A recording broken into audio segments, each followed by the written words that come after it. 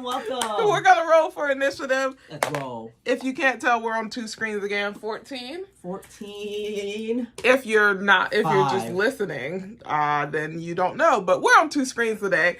And welcome to Giggles and Games, the podcast where we talk about all things games and entertainment. Yep, and our usual improv segments that we work really hard to do. So hopefully... Yeah, some of them are actually pretty good. I'm not gonna lie to you. Some of them are pretty good. Yes, and then, Yeah. What are you gonna say? Nothing. Exactly. I'm your player number 1, LaQuita. And I'm your player number 2, Carl. And this is Giggles and Games. Let's play. Yes. So today's play session consists of 7 rounds, Yes. including Not not that. Avante Card. Avante Card. Ooh. Finding Atlantis. Blood Rage. Oh my god. Hell to Valhalla. And we'll be discussing Abbott Elementary Season 3, Episode 6. Episode 6. Yes. We'll also be discussing the second episode in E11, the limited Disney series. Ooh, yes. Excited. And we'll be talking about the comic book Jurassic League number 1. We also actually probably have some video games to talk about this week. Yes, we do actually. That We've and got more. Yes. Let's get straight up into our favorite segment, Tactile Play. LaQuita, you ready to play? I say ready to play. Yeah. For what? Game night. It's time for Tactile Play. Welcome to Tactile Play. This is our board game segment where we talk about the games that we played that week. Now, I just want to preface this. We played... So, first off, sorry. We're 2 weeks behind. Sorry. Things happened. We couldn't record. Carl was on vacation. I was out doing stuff. We couldn't fit it in. So, there was no episode for the last week of March. Whoops. So... and it's not an April Fool's joke. We just missed the episode. So because of that, we have a ton of games, but we're not going to talk about all of them. We're just going to talk about a couple of them. Starting with Avante Card. Okay. So what did you think of this game? This is I'm saying that. You're going to have to remind me. So this game is for 1 to 5 players. It has a solo player? I didn't know that. Okay. It's recommended for gamers 8+, and it's about 25 to 35 minutes, and it's by, Resonim. So this was the game where we had to draft cards and we were trying to make money. We were starving artists. Okay, yeah. Yeah, we were starving artists trying to make it happen. You know, I added a little bit of flair. Remember, 4x6s, 5x7s. I can't remember. So this is the game where you have to try to win the most awards. The game ends when there's no more awards to be given. Oh, and you get awards by certain milestones.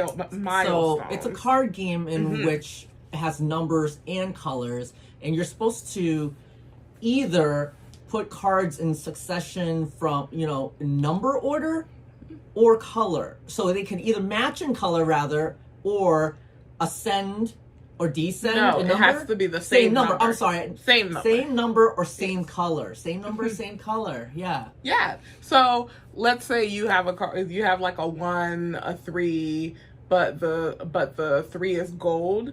Then you can play like another gold card, or you can play another 3 of another color. And the whole purpose, because you start with 7 cards in your hand at the beginning of each round, the whole purpose is to make money, to try to get awards and buy other cards that gives you powers and things to get rid of things in your hand that you may not need. Yeah, so on your turn, with the cards that you have in your hand, you have to see how many you can string along between the numbers and colors, and that's like your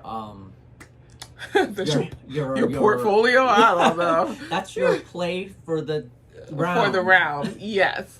It's a very interesting game. Some of the cards, because there are some things that are like, oh, you could trash a card to get rid of it forever. And I was thinking at the beginning of the game, why would I want to get rid of a card? But you realize some cards, like 14s and 15s, they don't have any powers.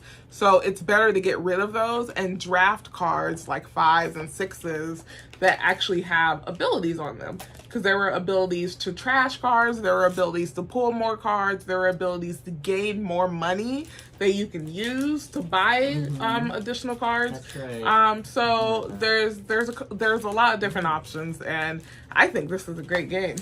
And I also thought the packaging is pretty cool because the cards inside are in a box of their own as well. Yeah. And you actually deconstruct the box and it folds out into the board kind of. Very and there's easy. spots specifically for specific cards. And so I thought that was kind of neat. Yeah, it's very, very It's all easy, wrapped up very, together. very compact. Would you play this one again?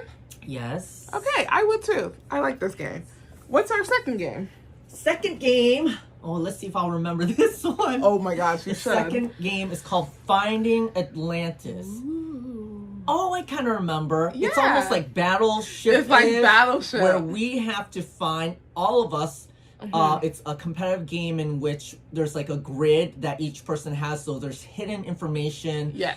So each game will be different. We don't know where Atlantis is, but it's somewhere on there. And we are all blind to each other, and we take turns moving around, and there's different abilities that help us to figure out where either other people are or where we are, where our in the surroundings ocean. are to be able to find Atlantis. Yeah, so each remember. player actually gets to select a captain, and based off of the captain, you have different abilities. Like I had a captain that showed me everything within an 8-block radius, so I knew what was kind of around me in the water. And then there's a riddle. What's super cool about this game to me was that it's app based. Yeah, it's so an app.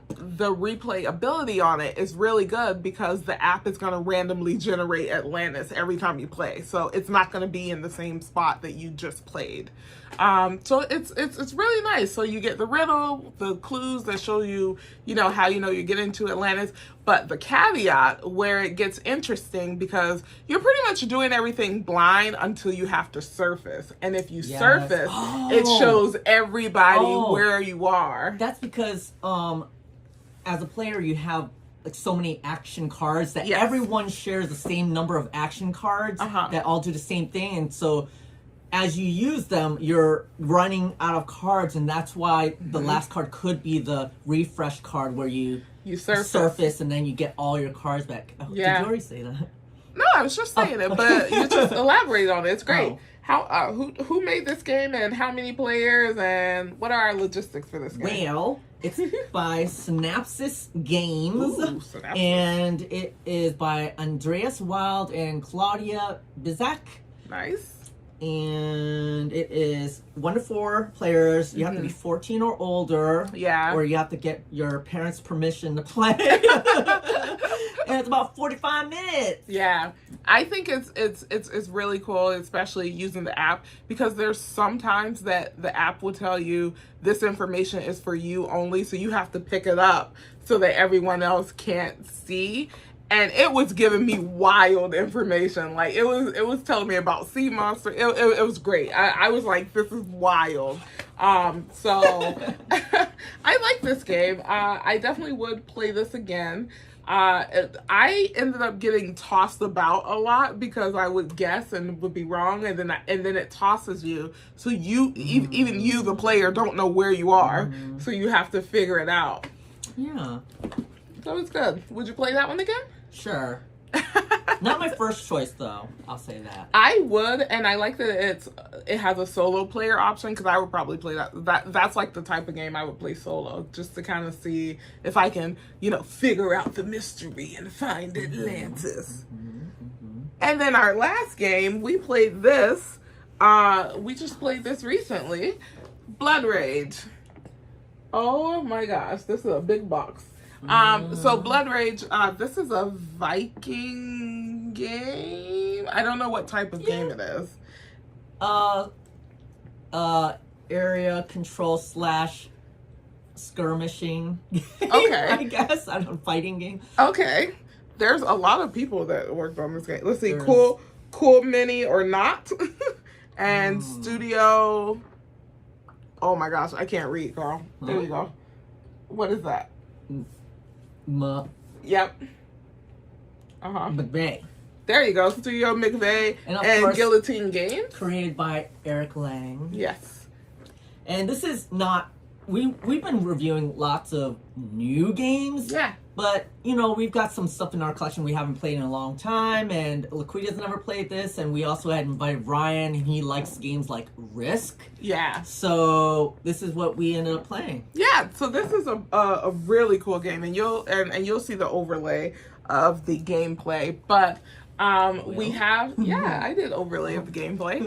And so each character comes with like warriors, a leader, and a boat to start off. You get your little player tracker that allows you to level up different skills for your clan and your warrior and different things. And then there's the giant board of I don't know if Yggdrasil is, but Yggdrasil was the like middle land, and then there was things around it. And the whole purpose of the game is to gain the most glory, which you can gain by defeating opponents in battle. You can gain glory by completing quests. There's some quests where you get glory by going to Valhalla. And that's a pretty, I guess, cool mechanic of the game is that. When you lose battles, you might gain some benefit still. It's not a complete loss because going to Valhalla from a battle is considered a good thing. So you could still get glory for that. And then there's different cards that actually require you to be going to Valhalla, for more glory and stuff like that. So it's pretty fun because everybody has a different type of objective that they're trying to accomplish. And then after each round, Ragnarok destroys one part of the board or the land. And so it becomes smaller.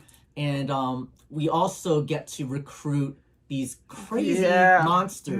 It's like, whoa, where do these monsters come from? But they're really fun because they can be very destructive or game-changing. They can. And the minis are awesome, huge. The minis are so amazing. I had this one move that I wanted to do, but your currency in this game is rage, and I had one rage, but I needed 2 rage to put my troll out. And if I would have put that troll out, it would have been really funny because I would have killed everyone that was in that area because it kills all warriors. But I really enjoyed this game. I would play that. I would definitely play that game again. It's a good game. It's a good game. We get to pillage and stuff. And get treasures and gold and. I had a leader that her whole thing. This isn't a game mechanic, by the way. It's just something that I did. Like every time there was a battle going on in a different land or province, like she would just turn to watch. I appreciated her. She watched the end of Ragnarok. She watched it all happen.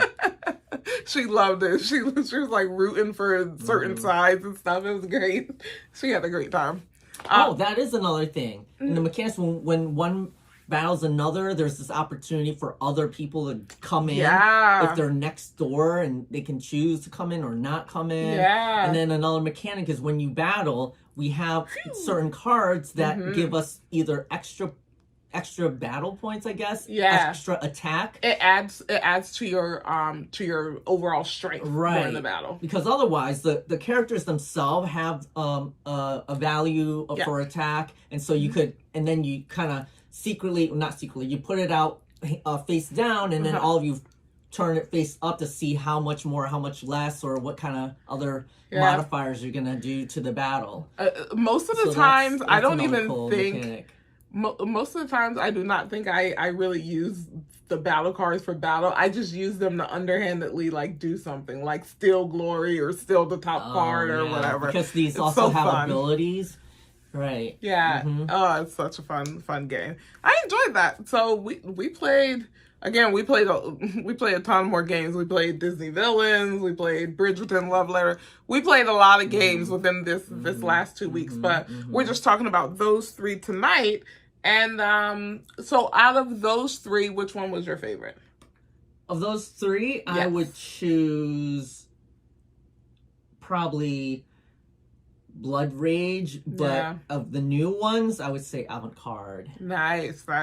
I would probably choose Blood Rage as well, just because I like the aspect of just battle or like trickery or whatever you need to do to gain your glory points. And then second for me would probably be Finding Atlantis. I thought that was very cool. And then Avante Card. But I love all 3 of these games and I would play them again. Cool.